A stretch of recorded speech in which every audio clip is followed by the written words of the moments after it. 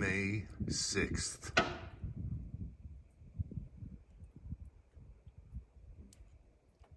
Never seen that before.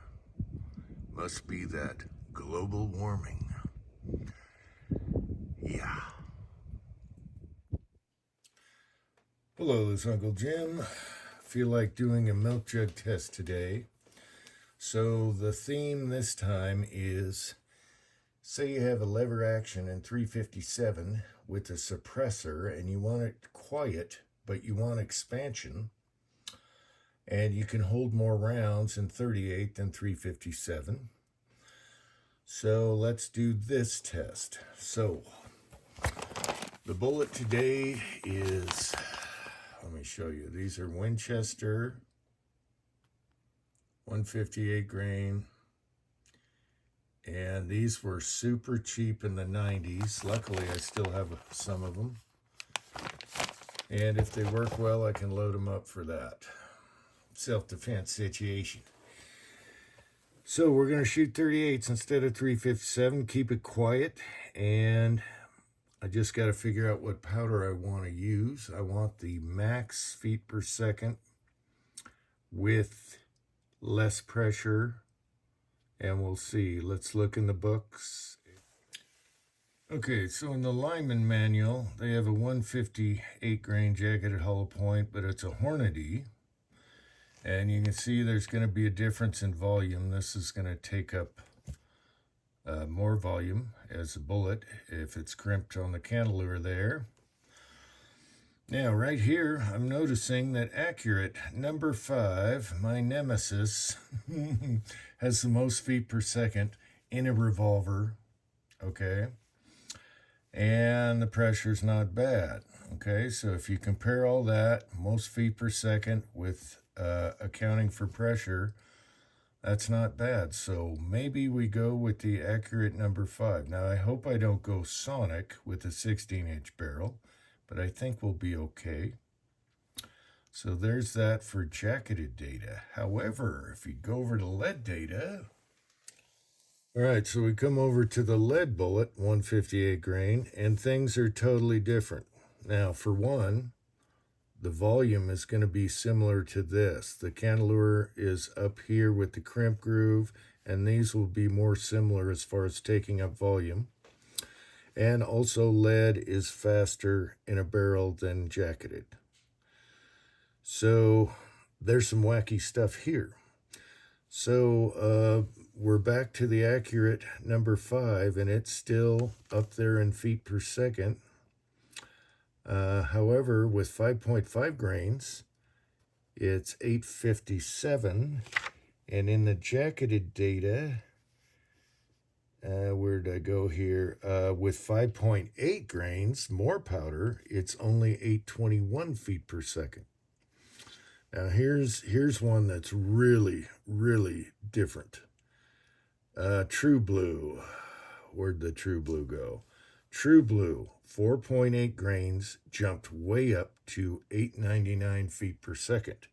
But if you go over to the jacketed 158 grain, True Blue with less of a charge, only 5 grains, is only going 696 feet per second. So a lot of that has to do with volume. Now in a 16-inch barrel, this is for 4-inch barrels. 16-inch barrel, I don't want to go sonic.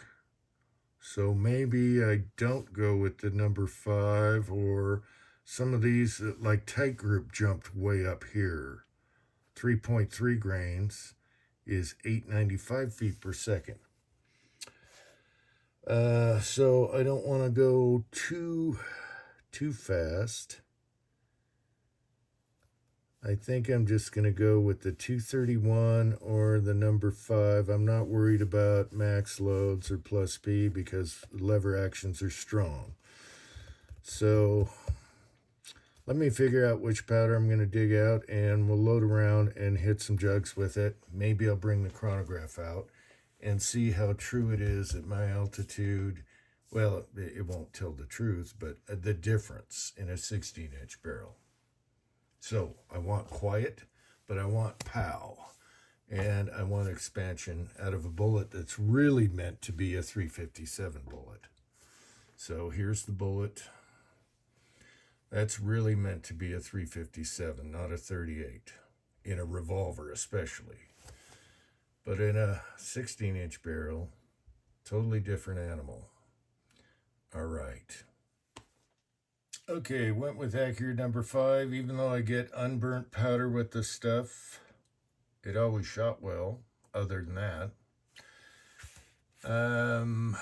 Went to the topish part of the cantilever, gave it a medium lever gun crimp, and we'll see what happens. Maybe I'll pull the chronograph out. I also seated the bullet with a flat stem. That gives the hollow point more of a broad nose, and the overall length is shorter than in the book on both loads with this bullet. And some of that is smashing down that face and give it a broader face. So anyway, let's see what happens. And hopefully I'm 1,000-something feet per second, but not going sonic at my altitude. Then you'd have and hopefully it mushrooms. If not, it's just a waste of time.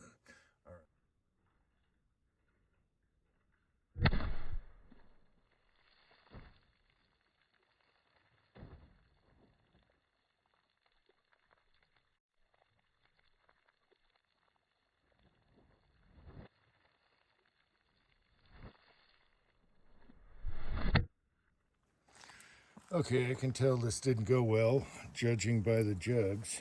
So first jug, second jug, nice and center. Third jug, nothing in there.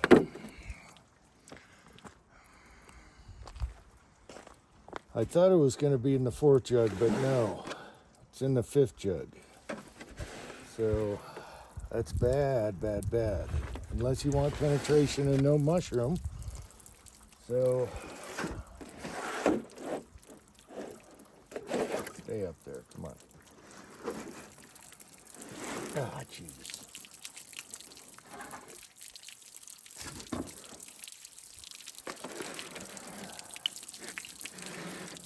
Fifth jug right here. Or there. Yeah, right here. All right.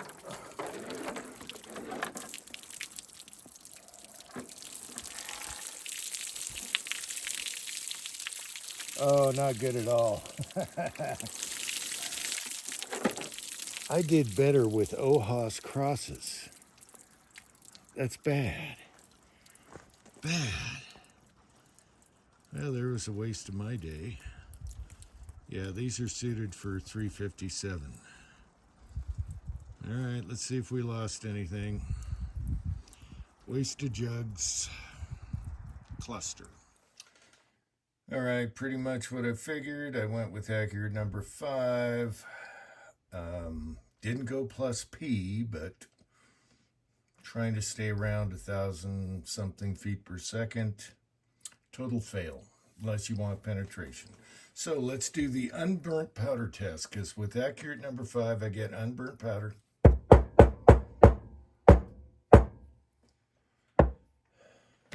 And there you go. Primer looks fine. Foof. Here's the bullet. Okay, so one thing is, these weighed out really consistent. I weighed out about 5 or so, and they all came out to 157.3 grains.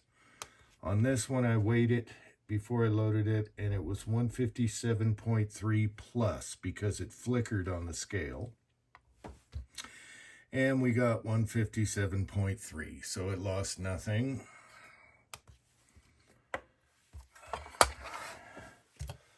And I don't know why I even bother with this, but what the heck. At least it flared out a little bit. What? Oh, so lame. So lame. Can you see that? It's not even 357 diameter. Come on. It's about 350 diameter at the tip. Can't even get that right now. That's the way the day is going, yes. So, that was a waste of time. Well, maybe in the next video, we'll bump it up a notch and try this. So stay tuned for that. Until next time, let's do a wimpy America.